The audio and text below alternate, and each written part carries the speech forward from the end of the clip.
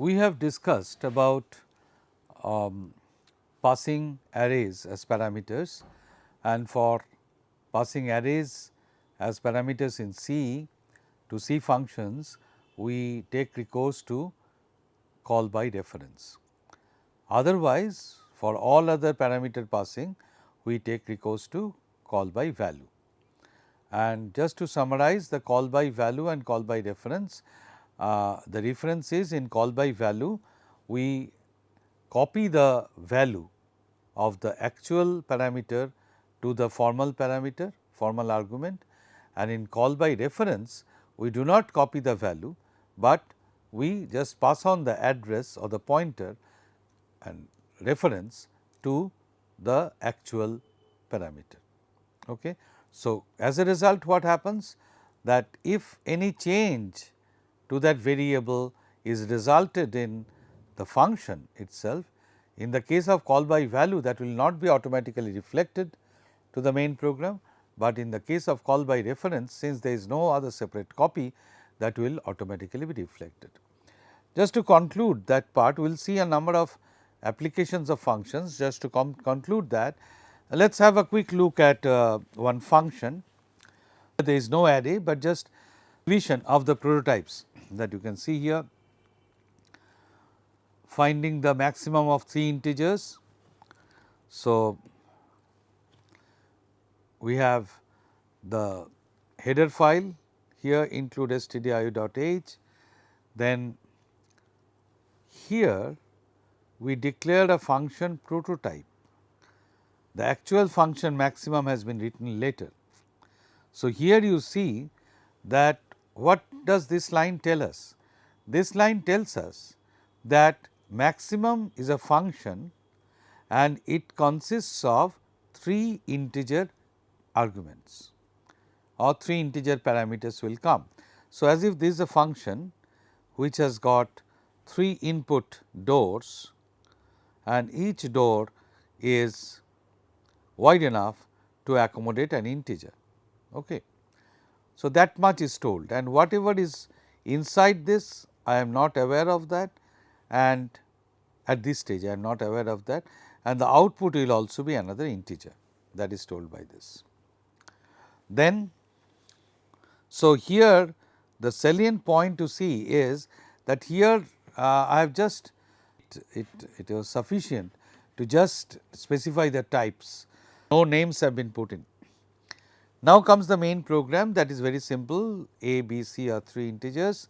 So, they are local to this function, enter the integers A, B, C are entered here. So, you know what A is, what B is and what C is, and then you are calling inside. See here inside the printf I can call maximum with the parameters A, B, C, and we come here. And here I have defined, here I did not name, the variables, here I have defined the names of the variables int x, int y, int z. So, this x, y, z are again property of this maximum, all right. So, x, y, z are here, and the algorithm or the logic is simple. Initially I make max to be x, if y is greater than max, then y is the max, otherwise z is the max, and then I am returning max. I am returning max means I am coming here and then that max is being printed and return 0. Now, my main function, where is my main? Main is here, main has got a type int. So, I am returning 0. So, int will, if at the end of the main function a 0 is returned, I will assume that the program has successfully completed. Okay. The reason I brought up this example is just to illustrate this case, that you need not at the prototype level you can escape specifying the parameters.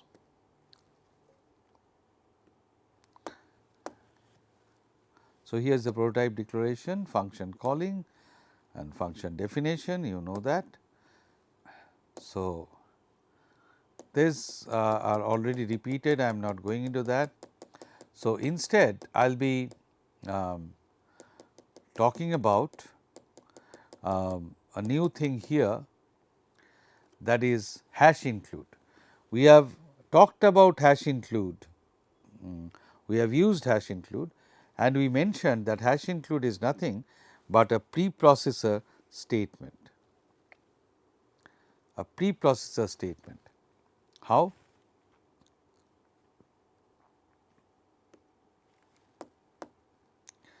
Say hash include file name. We have seen hash include stdio.h, but it can be for that matter any file name. Hash include file name. Say for example, I can specify the full path, say /usr in a Linux environment /home rajan myfile.h. I want to include this file, I want to include this file in my, what is happening, this file in my program. All right. The content of the corresponding file will be included in the present file before compilation is done, before compilation is done, and the compiler will compile thereafter considering the content as it is. So, it is a preprocessor statement, that is I put that inside that hash include, that file is included and then the compilation is done. Okay. Now, let us look at this hash include example.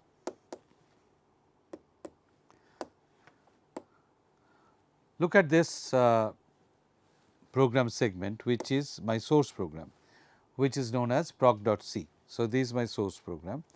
This source program has got hash include no stdio.h, but it has just said that in hash include myfile.h, and then the main program follows. Okay. Now, this myfile.h is nothing but another file which has got hash include stdio.h and intex. So, when I include myfile.h, then this particular file will be included, this particular file, that is this segment, will be included here. So, consequently, what will happen is, when I say in general hash include file name.h, it includes the file name name.h from a specific directory, which is known as the include directory. When I say hash include, it takes from the include directory, and in the include directory I have kept myfile.h, and consequently, when that is included, the ultimately the thing that looks like is, it will look like this, because that hash include, I am sorry, there should not be an inverted comma here, it should be just hash include stdio.h followed by intex. So, this whole thing has replaced myfile.h, and where was myfile.h? Myfile.h was under user usr include file name.h. So, that is how the include, I can have other files included in my program. Now, another point of critical discussion is macro definition. We have seen the macros like hash define. So, let us so that is again a preprocessor directive. We have seen that hash include is a preprocessor command. That means, even before the compilation is done, that is copied there. On the other hand, you see the preprocessor directive of hash define string 1 string 2, that means string 1 should be replaced by string 2. So, how does it happen? It replaces string 1 by string 2 whenever it occurs, wherever it occurs before compilation. So, for example, hash define pi to be 3.14. So, wherever it will find this pi, it will replace that with 3.14. Okay.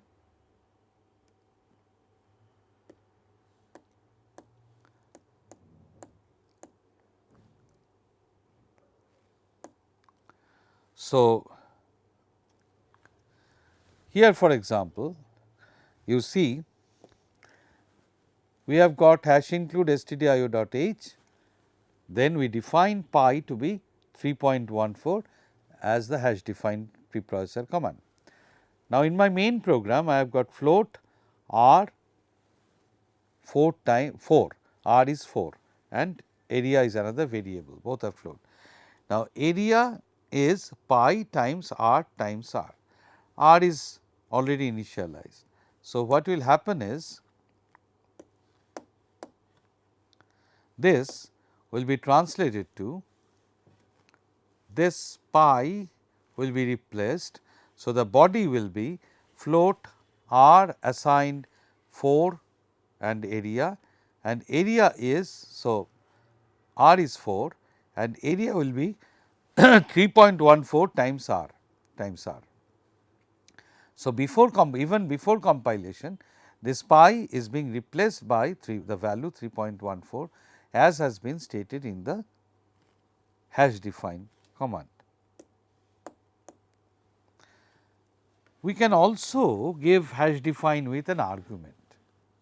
Till now we have seen hash define pi as a constant, hash define some constant k to be 5 or whatever. Here we can also define some functions like you see hash define square x is x times x. So, wherever square x will appear, that will be replaced by x times x. Okay. So, for example, here let us look at this program again. I think you are not being able to read this. So, let me go back. Say let me have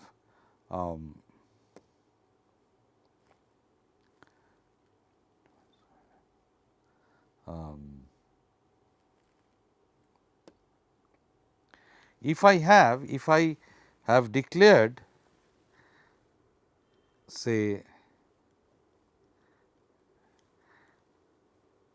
hash define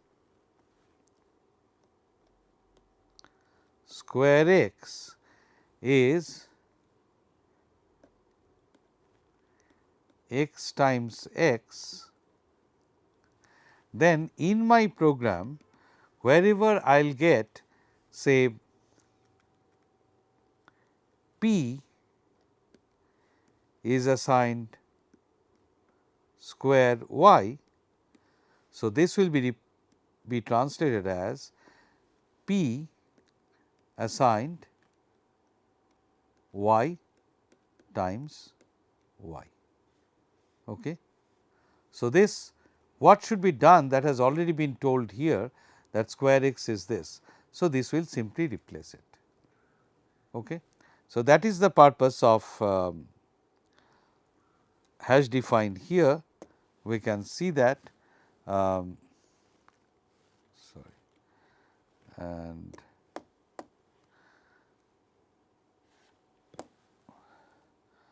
so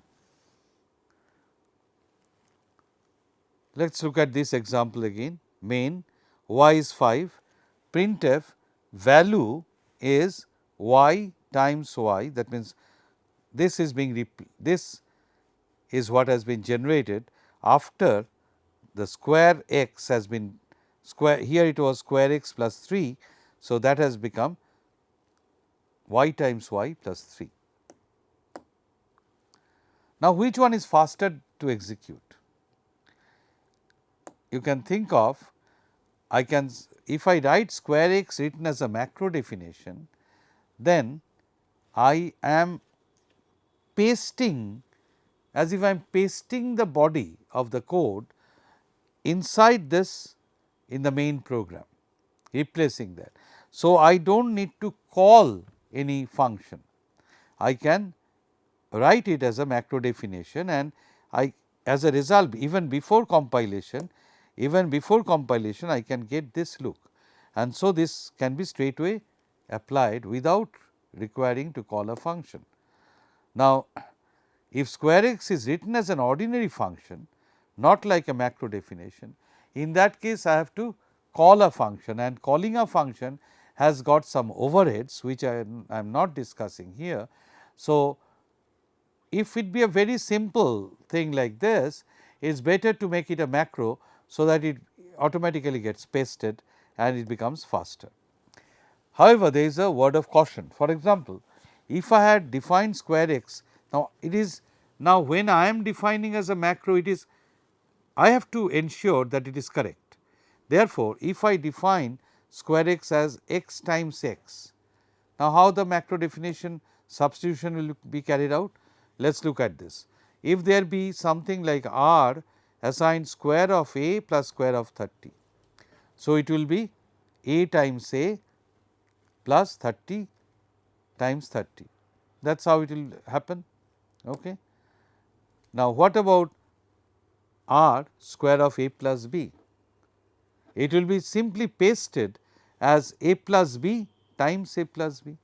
Consequently, the result will be wrong, because in the during execution b times a will be done first, and then that will be added with a and with b. So, this is not what I intended. Therefore, if I had done this, define this as like this and like this, this problem would not have occurred. So, unless I do that, this a plus b will not be, I need to take, if I define it like this, then it becomes this, which is the correct one. But unless I do that, it will lead to a wrong result. Okay. So, you must be very careful about it, this is wrong, and the macro definition should have been written as I have shown, square x is x times x. In that case, we would have got the correct result. Now, before moving to anything else, we will now look at some applications of what we have learned. We are now at a position where we have learnt all the fundamental tools without the sophistications that are required to write a program. Okay. So, suppose I want to solve a problem like this, that I have got 5 students in the class, and the 5 students have got 5 names, of course, and each of them have got some marks, total marks, right. Now, how do I represent that? And I want to find out which student, I want to print the name of the student who has got the highest marks. All right. Is the problem clear? Let me repeat the problem. I have got 5 students in a class, and I want to find out which student has got the highest marks, and I want to know the name of that student. Okay. How can I solve this problem? This is a simple problem. Here, what I will need is, first I will need an array of the names of the students.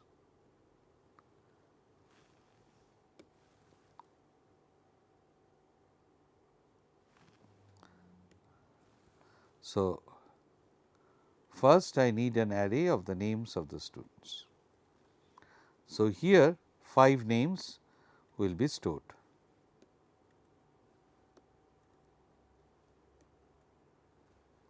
Very disproportionate array, and let me call this array to be name or names. And on this side I have got another array which holds the marks of the different students corresponding to the roll number, maybe 1, 2, 3, 4, 5, the marks are stored here. Somebody got 50, somebody got 55, somebody got 62, somebody 70, somebody 32, say. And their names are A, B, C, L, M, P, Q, X and Y. Suppose these are names, these are different names. Now, why do I need two arrays? This is the array called marks. Why do I need two arrays? First of all, the arrays should be holding same type of data. So, what is the type of data that the array names is holding? It is a array of character or character string. Now, how can I represent these names? I can represent them as an array of strings, or each of these names is what? Each of these names is a character array. Therefore, if I just look at names, names will look like a two-dimensional array. Now, what would be my algorithm? First of all, I will come to the representation later. What would be my algorithm? First of all, I will have to go to this marks array, which is simpler. It is an array of integers, assuming all integer marks are given. Then I will have to find out the maximum of this, and you can write a function to find the maximum of an array, right. So, let us try to write the function first.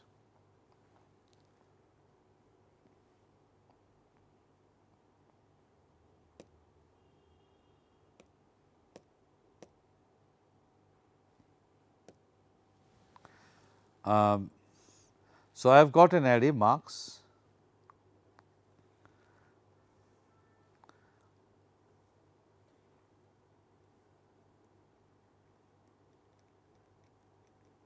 which has got 5 elements, all right.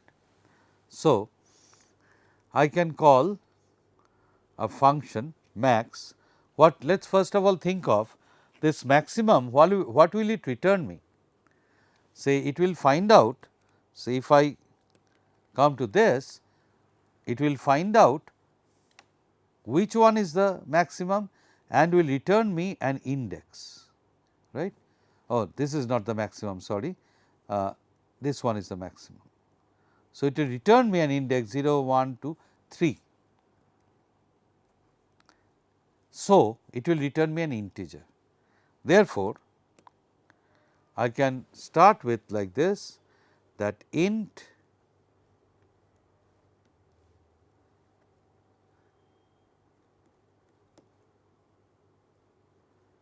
maximum of, I can call an array, integer array, int, suppose that is m, this, and the main function will call it with marks. And inside this, what will happen?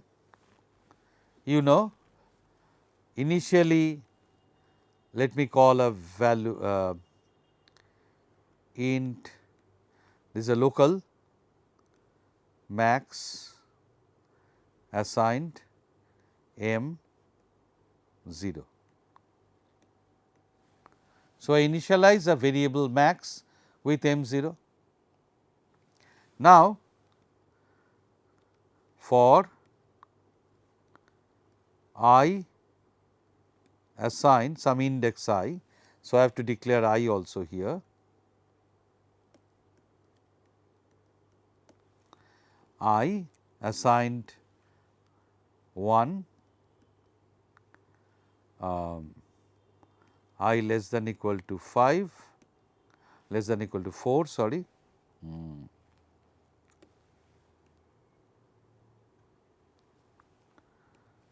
Less than equal to 4, I plus plus, here if m I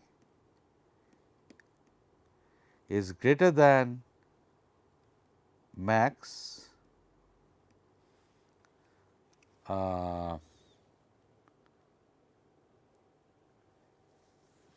then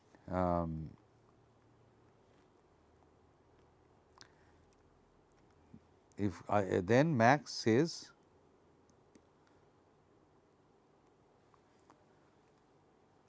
mi, and that will go on. Now, ultimately what shall I return from this? Should I return the max? No, I am returning the value of I, because where I found the maximum. Now, so for that, now this I is changing. So, here I will also have to make, say, so let me just make this I to be 0.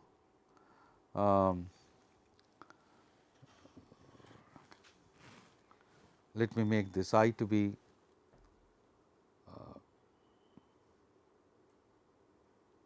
initially I is 0. So, I could have done away with this, and wherever I get this max, I am changing this I. Wherever I am getting this max, I can say that there is another max index, and I am making max index equals I.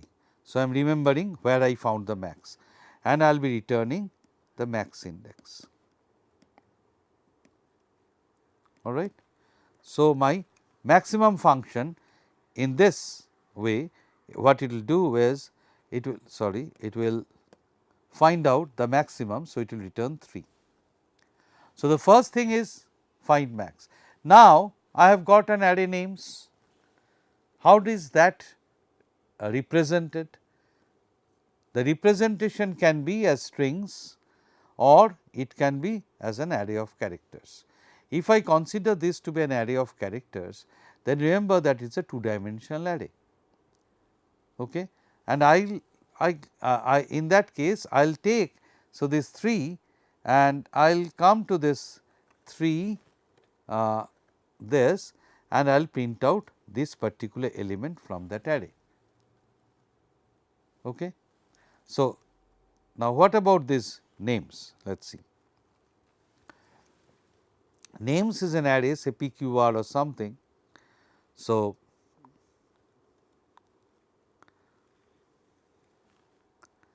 I can have this as an array of characters.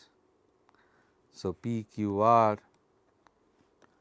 L, M, whatever it is, and this part is blank. So, what is my declaration of names? Names will be, there are 5 names, 5 rows, and each row is a character. So, it is a character array, char names. Let me write it here.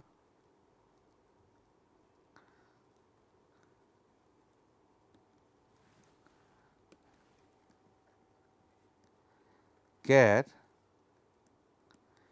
names 5 rows, and each row may have 3 columns, right, at best like this LMP, LMK, PQR, like that say. Now, I have suppose come with that maximum index was this rows. So, that is 3. Now, how do I print this PQR name here? If it is kept as a string, I could have stayed with %s format, but here how do I do with this? Here I can, I will have, I will print which row, I will print, I am not writing the entire code. Okay. Printf, which row would I print? I would print the names 3, but there are 3 characters. So, names 3 in a loop I have to print, right. So, printf, so how would the printing be done? How do I print one row of an array, a 2-dimensional array? So, here I come. So, I will print in a loop names 3 0 3 3 1 3 2. Okay. Actually, this is 3 should be somewhere here, it is confusing. 3 should be somewhere here, say A, B, C. So, 3 is actually this row. So, names I will be printing 3 0 3 1 3 2, and that I can print in a for loop. So, I leave it to you to try to print this in the character format. You can also try it in the string format.